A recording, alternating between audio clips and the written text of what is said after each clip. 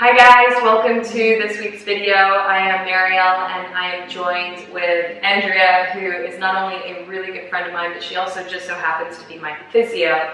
As some of you may know, I've had a lot of issues with my back, stemming from probably misuse. I used to have a very bendy back and I didn't really know how to engage the right muscles, and I think a lot of people come into yoga, well, women in particular tend to come in more hypermobile, I think, than anything else, which tends to be an appeal to a lot of people because you can get into some rather bendy poses, but without the right alignment, at least if you're like me, you can end up with injuries, which is why, again, I'm just so excited not only to have Andrea in my life as my physio, but to be doing these videos to share with you guys a little bit more about the things that she's come across and me and my experience. So she's also a yoga teacher.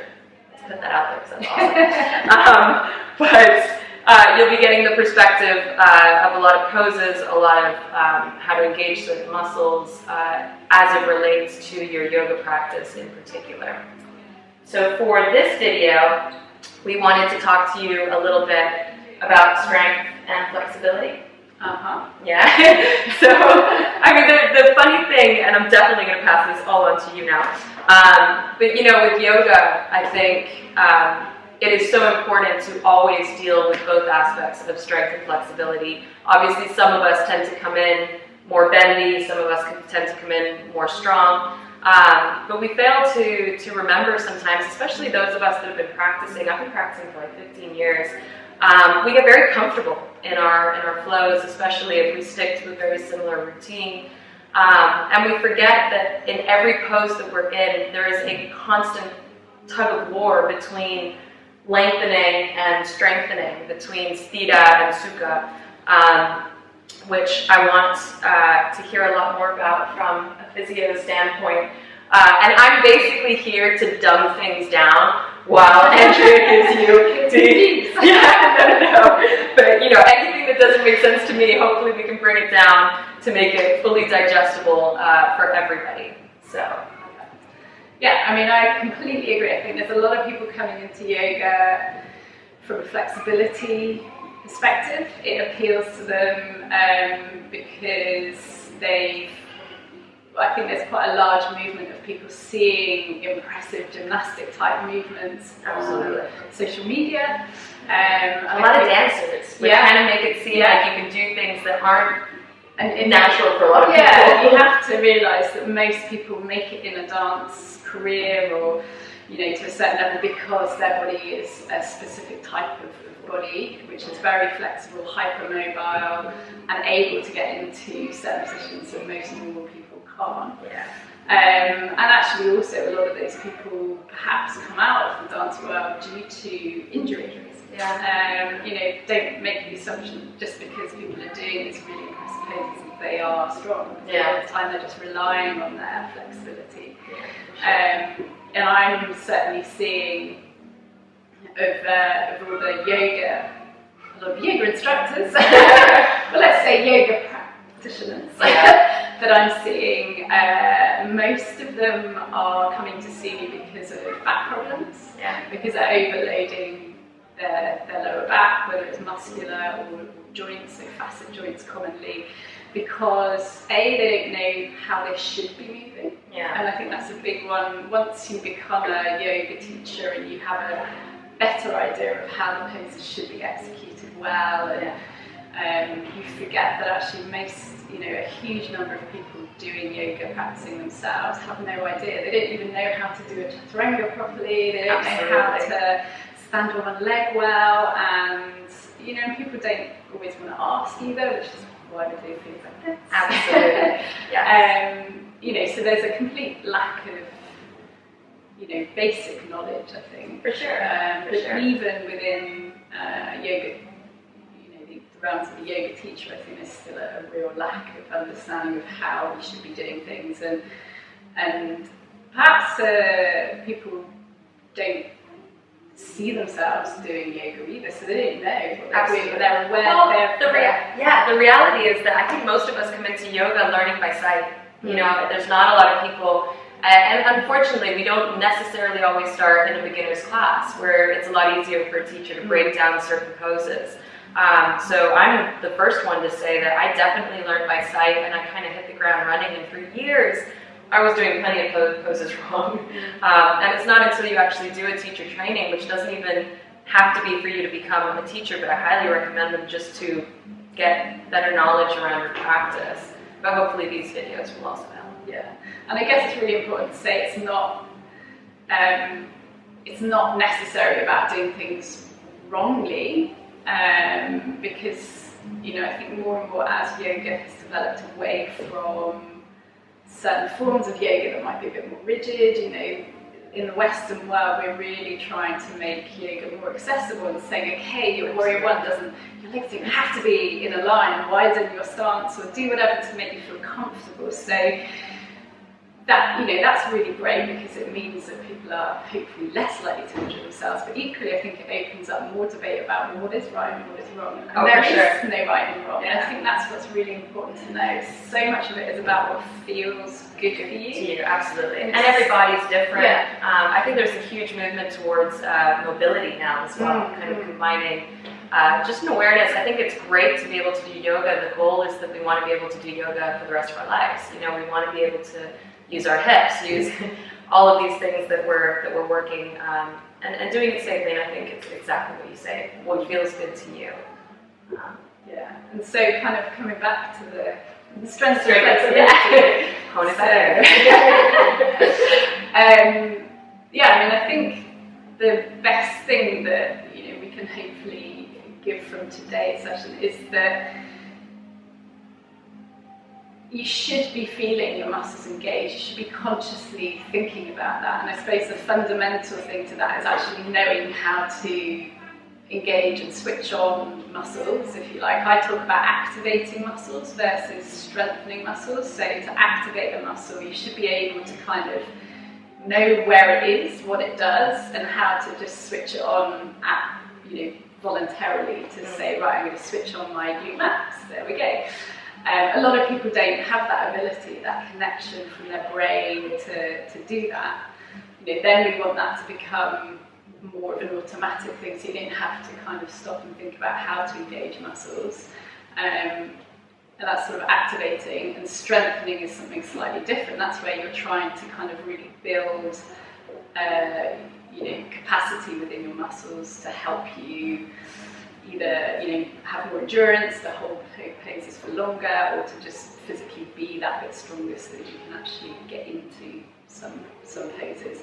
So, you know, I think a lot of yogis don't do anything off the mat, and so they maybe lack that fundamental awareness of particular key muscles, where they are, how to engage them, and maybe haven't done anything to actually strengthen them, and assume that just doing yoga is enough. And for some people, perhaps it is, but those are the people who maybe already have a bit of an understanding of their body. Maybe they've come in from another sport, which I think we're seeing more of. Yeah, and also a combination of, so you get a lot of Pilates now in classes, like mat type Pilates included in your yoga practice, or even sort of strength and conditioning type things, which I think is great. I know for myself, with my back problems, Pilates saved my practice, really.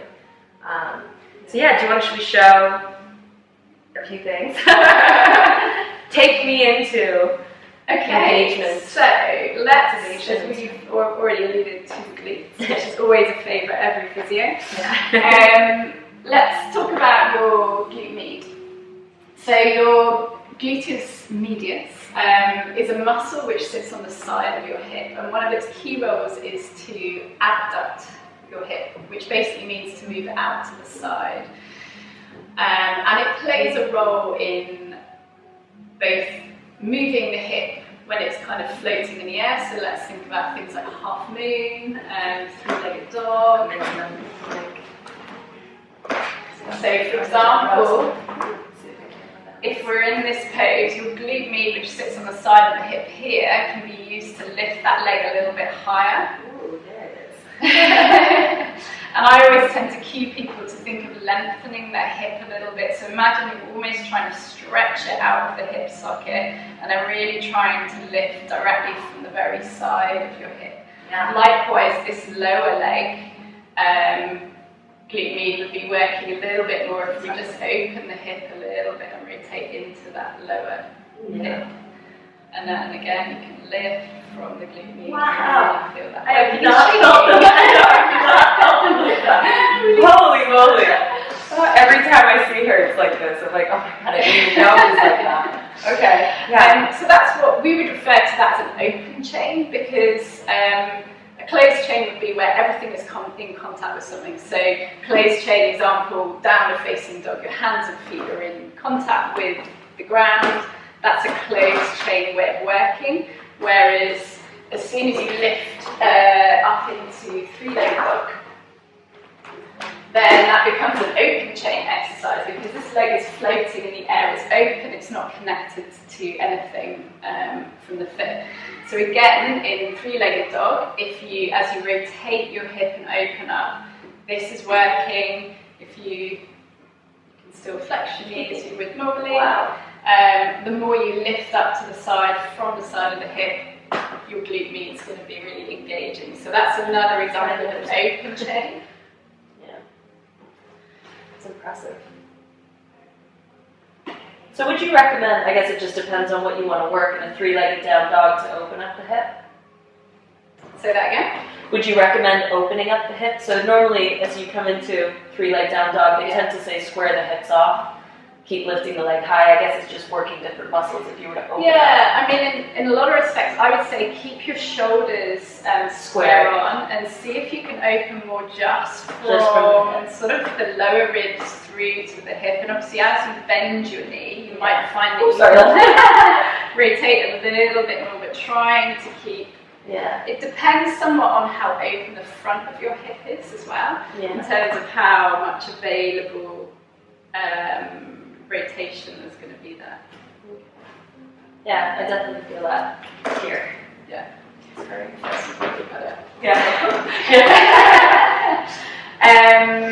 So then if we're talking about closed chain glute med activation, we could do a side plank. So this is a exercise where I see so many variations. Well, I'm actually going to get you to drop your lower knee, and then bending the knee, turning the foot out towards me. And then what we want is for you to really feel like you're nice and long through your spine, so that you're not using your QL and your lower back. So I would actually get you to almost step your knee away, exactly, create lots of length through there. And then really think of lifting yourself from here rather than pushing away through your shoulders. So bring your shoulder more over your wrist and see if you can lift a little more just from the hip to lift through that. I can see that engaged. Yeah. And then because I've never thought of engaging that. And so many people are very quick to progress to the next level or to lift and hold and do some sort of modification. If you now lift that top leg, but don't lose the engagement there, you should really feel that work. Really? It's actually I can see that.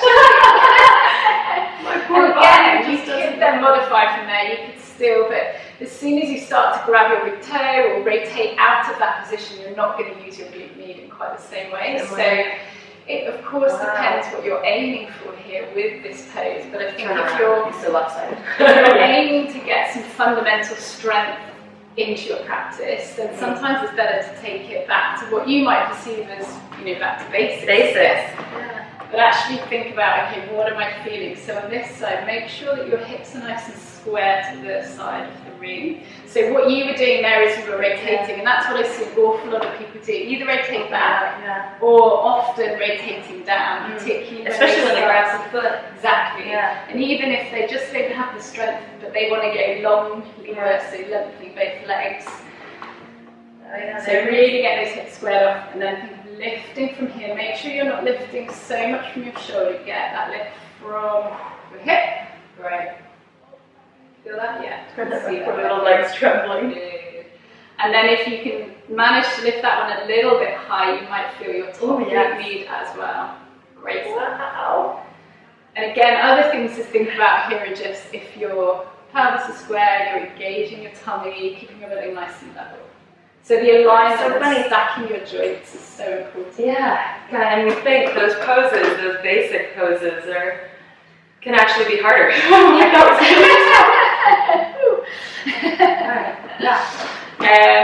So those would be ways, as I say, to kind of you're activating and you're getting strong if you're able to do those well and switch those on.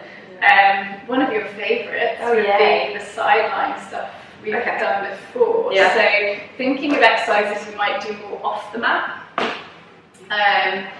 This is an exercise which I might give to people as a starting point to start to feel how to engage their glute really well.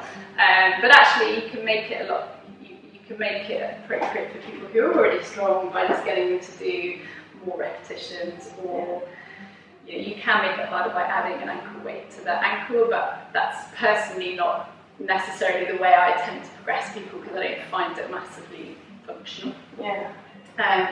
So what you would do with this exercise is really, really think of lengthening through the whole top side of your body. So we want to make sure that your spine stays lovely and long, and that's a common theme throughout yoga. You'll hear so many yoga teachers talking about a nice long spine, lengthening, the whole time in so many poses, and I think it often comes in and out. And it's so important because that's how your body kind of springs into action and everything will activate so much better. As soon as we're kind of sloppy with our posture, everything switches off. Tummy switches off, glutes switch off. People constantly ask me, how can I improve my posture? One exercise I can do, and I say to people, the best thing is actually just to think of lengthening up. Imagine you're just stretching your spine slightly, so you're not doing anything, you're not squeezing anything, you just imagine someone's pulling you up and lengthening, and then you'll automatically feel your tummy switches on, your upper back muscles start to work. Because it becomes so easy to kind of sit into poses. We kind of sit into our comfort areas. I know I'm to blame, this especially. Like trying to engage the glutes, I've just become so reliant on my back. And I think that's where all the problems have stemmed from. And from a physio perspective, I see a really, really common link between back pain, back problems, and the glutes either just not firing at all, not switching on or activating, or just not being strong enough to support in an upright position or in a sporting kind of remit where people want to be working them. So with this one, we're thinking of really lengthening away as much as you can. So you stretch your heel towards the side wall, and you're really lengthening through your quadratus lumborum, your QL muscle here. You're creating space around the facet joints in your lumbar spine. So you're making sure that you're not starting to compress there or switch those on. We'll try and use those muscles to help this hip action. We're trying to feel it. We haven't even done anything and it hurts. We're lifting from the side of the hip, again just lifting up, we're almost trying to see a little crease as you lift up from the right place. Good. And another common thing I find with this is people will tend to roll backwards and really start to use their hip flexors. I can feel a bit of my hip flexors. So I often tend to keep people to roll forwards a little bit more so that gravity is really working on that area of your glute. So rolling slightly forward, stretching the heel away. And if you struggle... The flexing is important, is it? Yeah, so I always tend to say a really nice strong leg, and I think flexing the foot, pressing the heel away kind of lends itself to that, doesn't it? Keeping the knee really, really straight, and then trying to lift above your hip height. I've had you here for ages. So I would often drift the leg forwards, try and keep the back super still so you're not curving your spine, you're moving all of that movement from your hip. Try not to let that leg drop below the hip height, great. And then come back again. So try and keep your spine super nice. Yeah, that's it. So make sure you've still got that length. Good. Lift a little bit higher. Good. You're looking for that shape. If you don't feel it here, then it's unlikely to be working there. So, it's playing around with the position until it feels much like we were saying earlier, it's got to feel right for you. Yeah. So you've got to know that you're definitely working, and then it should burn. It burns. I feel the burn. There's loads of variation to that you can do as well. Because otherwise I'm going to walk out of here lopsided. Was there any other variation you wanted to? Yeah, so let's do exactly the same, nice and long through your spine, lifting from the hip. Great. And then slowly drift the leg forwards, and then let's make a little square, so go up, Good. Keeping it as far out in front of you as you can without letting the spine curve. Great. This is my better side. And then another one that I like is getting a bit of rotation in the hip, so if you bring the leg more in line with the body again, keep it just above your hip, and then rotate the whole leg. That's it, in the socket, but make sure you're not rolling your pelvis back if you do it. So yeah, good. Just really isolate it to your hip joint. And that's not a movement we often do. So you're really kind of getting rotation of your femur in your hip joint. I think it's quite a nice one in terms of that sense of body awareness, what we call proprioception. Yeah. Proprioception, And it definitely does. It really does. It's one of those that you start off and you're like, I don't know if this is, and then you're like, oh no, it's working. Make sure it's not dropping down. And just lengthen away again. That's it. It's so easy to lose the position without even realising it, so it's often good to just check in with what your body's doing. I love it though. I think that's, those kind of things are brilliant. Oh my god, both sides are just like aching. So that's kind of, I guess, more the mat-based stuff. But obviously our glutes need to work in standing as well, or our glute need. So what it does when we're standing is it supports the side of the hip. It particularly works a lot when we're standing on one leg. So your standing side should really be engaged. And again, I see a lot of people, the classic thing that you see is people stand on one leg and they do this. So they shift their weight to the side and they actually fall into what we call adduction in the hip. So it's about really making sure that you're switching on, you're almost sort of drawing in and up through the side of the hip. So and it's quite, when you've just worked them, you can feel where they are. It's easier then to kind of feel them engaged. So when you stand on one leg, you want to really think of kind of lifting up through the side. Sometimes I'd say to people to think of sucking in through the side. And ideally, all of these standing poses, so whether it's tree pose, aeroplanes, slightly different because you're moving out of that, but if we're thinking of just anything like leg raise, and then really think of, sure, I've got something wrong here. So lifting up. So think of that real lengthening up through the spine, but also think of lengthening through that side of the hip, right? It's hard. It's good. It's nice to isolate kind of certain areas. And I think often people will rotate their pelvis as well, which means they're not engaging properly through there, or vice versa, is that it's just hard to engage properly. So making sure that the pelvis is actually well aligned, engaging through the side of the hip. There's lots of little things which will make a big difference.